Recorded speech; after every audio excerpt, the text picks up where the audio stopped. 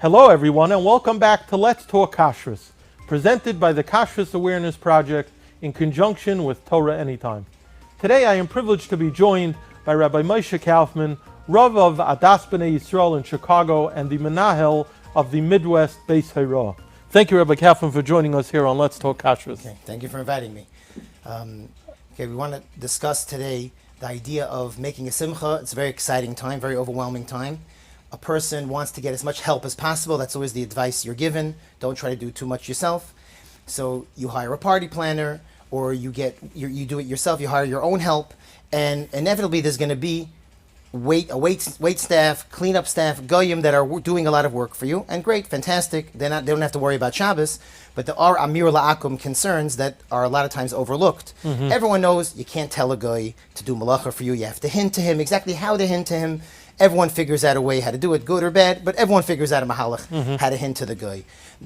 What's lesser known is the concept that's in the Shulchan Aruch that besides not telling a guy to do malacha, actually benefiting from a guy's malacha is aser. So a guy comes into your house, he sees that the light's off in the playroom, and he wants to turn it on for you, so he goes in and he turns it on. You don't say a word. Mm-hmm. You're not allowed to benefit, and you can't use that room because you're getting hana from his malacha, even if he doesn't say a word. The reason is because you're going to get used to it. You know, last Shabbos, the neighbor just came in and did it on his own. This week you'll just tell him straight out. So therefore Chazal said you can't even get a benefit from him. So even if you manage to hint to him, but that's only if you're to take away a problem, like shutting off a light perhaps. But to get him to do something that you're going to be the beneficiary of, so that's not going to be okay. And there are a lot of situations where a person won't know this halacha, for example, and these are shalos that come usually after the fact, because on Shabbos, when it happens, you can't call a rav, and there's no one there in your house to paskin the shaila. So people try their best, and then Matzah Shabbos, they go to the rav and say, "This is what happened," and that's where most of the shalos come from. So the family, it was very busy. They forgot to plug in the hot plate, and they were going to put things on for Shabbos day to keep warm, things that weren't any bishul concern, but it wasn't plugged in. It wasn't plugged in. So they realized after the Suda Friday night, so they said, no problem. They told the guy that the hot plate is cold. And which is a great hint, right? So he realized on his own that he's supposed to plug in the hot plate, so he went and he plugged in the hot plate. They can't use that hot plate on Shabbos, because even though they didn't actually say anything, but they can't be the beneficiary. They're being nene from That's right, they're being nene, and it's a problem. Like a more creative case was I came into a simcha. It was after the kiddush was over, but they were setting up for lunch, and they're putting candles as centerpieces for the Suda Shabbos, right? And they're lighting the candles to be these floating candles. Beautiful, it looked beautiful, right? The problem is that there's no heter for them for you to be nene from that beautiful centerpiece by them lighting the fire. And these are, and many shilas come up, but once you know these two ideas, one almost everyone knows, you can't ask a guy straight out to do malacha. And even if you don't ask him, you can't be a beneficiary of that halacha. Once a person knows that, so then it slows things down. There are exceptions. We'll talk about that in a second.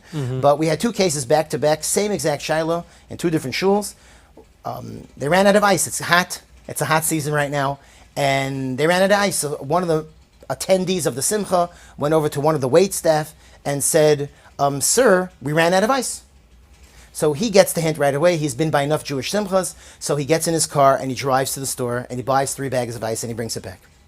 So is that okay? Is that not okay? So, well, no one told him to do it. Right. No one told him to do it, but he definitely did it for us. Right. He definitely did it for us, and therefore, there's highly questionable whether that ice was going to be used. We had a simcha in our shul a couple of weeks ago. A party planner was there, made sure. Okay, Rabbi Kaufman said you got to ask. You can't ask on Shabbos, so you can't get it on Shabbos. I'm going to ask him on Friday. And the guy forgot. So she turns to him and says, "Where's the ice?" He's like, "Oh, I forgot." She's like, "Okay, forget it." And he's like, "Wait, I'll be back." And he runs out to get it. In the meantime, she sends a message. It's the middle of Musaf.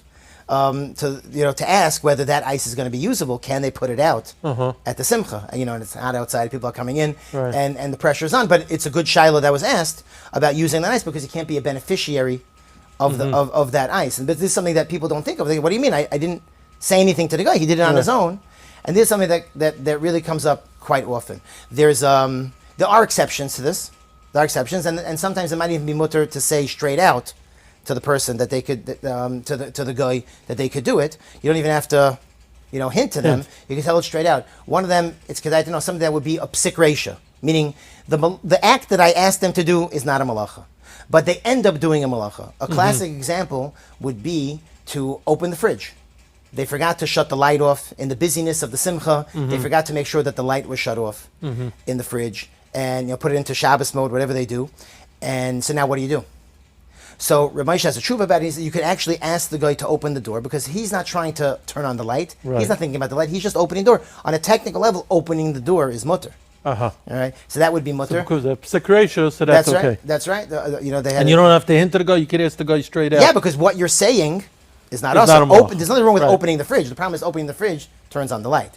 So as long as I don't say turn on the light, then that would be okay. Same thing with cutting a cake, which they had a birthday cake. It was Bubby's birthday, and they wrote on the cake, and that was, so how could you have a whole huge cake, all the ein klecha there? So how are you not going to cut this cake on Shabbos? So the Torah says you can ask a guy to cut it because he's just cutting the cake. The fact that the letters are being cut, he's not having any kavanah whatsoever for moichek on any level. So therefore, that would be okay. I imagine another example that you're allowed to ask a guy is in a scenario where what you're asking could be done not al yidei malacha, and he decides to do it al yidei malacha. The other point that we need to keep in mind is a malacha he's doing for himself. You're allowed to be the beneficiary of, right? If he's doing it for himself. What defines doing it for himself is, like you said, he doesn't have to do it in an usher way. He could do it in a mutter way. But that depends how realistic is the mutter way. So a person has a cleaning lady, or some cleaning help, and they're mopping the floor. So the mopping the floor could involve a diaraisa of schita, of malabain, right? A bunch of diaraisas. So you say, well, they don't have to use a mop. They could get on their hands and knees and scrub it out. Most people are not asking the cleaning lady to do that, especially cleaning ladies. They have the upper hand, right? We're very careful in making sure we treat them nicely so that they don't walk on us, right? Especially close to Yom Tov time. So not necessarily are we asking them to go across our entire floor. On the hands that's right, kitchen, living room, dining room, and asking them to scrub everything. It could be if there's one spot on the floor, cholent fell somewhere, and it's really messy, that we would ask.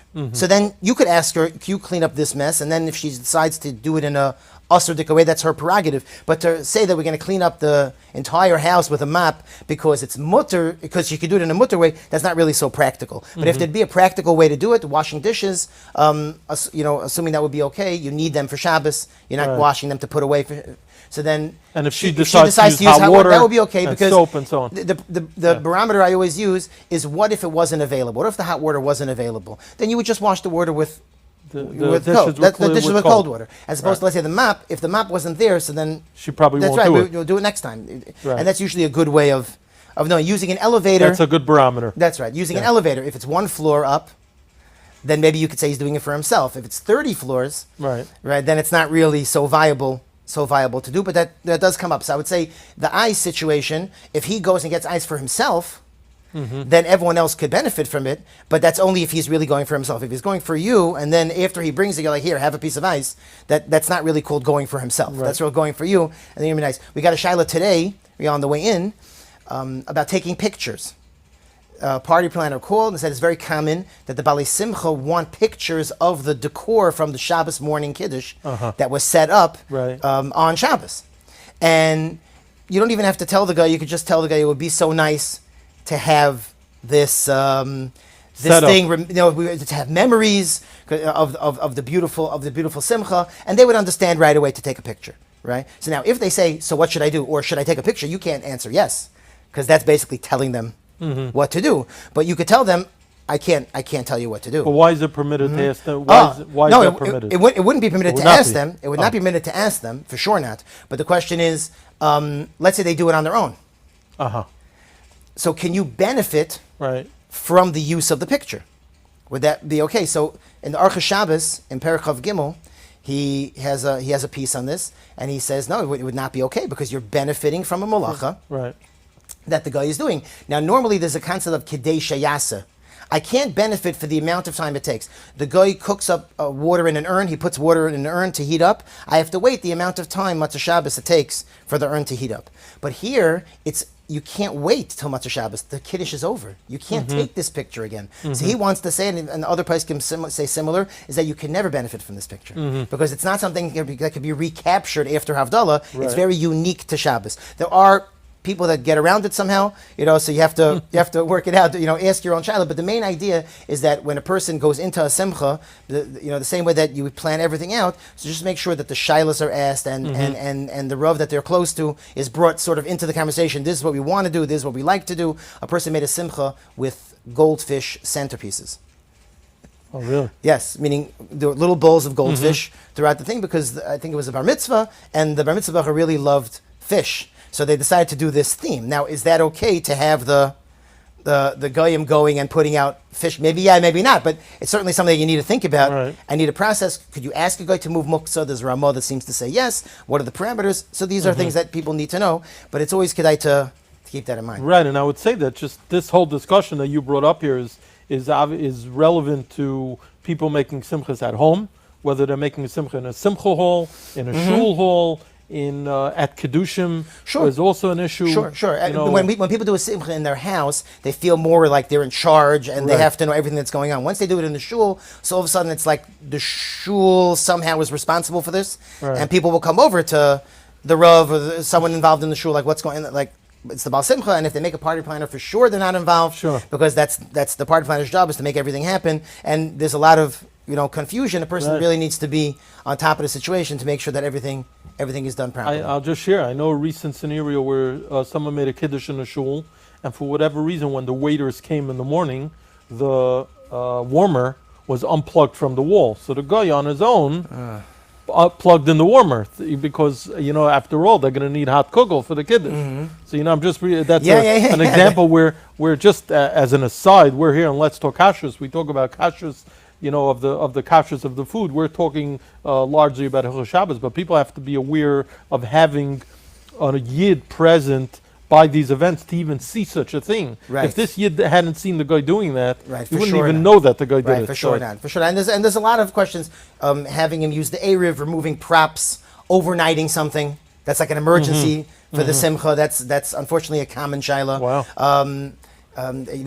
Ripping tinfoil tablecloths, opening packages, bottles of soda. These are things that are constantly having him put things that are cold, liquids, reheating, refilling an urn. These are things that happen all the time, and people don't realize. So paying as much attention to the detail is how a person's going to be able to navigate this. Got it. Rabbi Kaufman, it's been a pleasure. Thank you for being here. Thank you for hosting. And we look forward to speaking to you again. Thank you.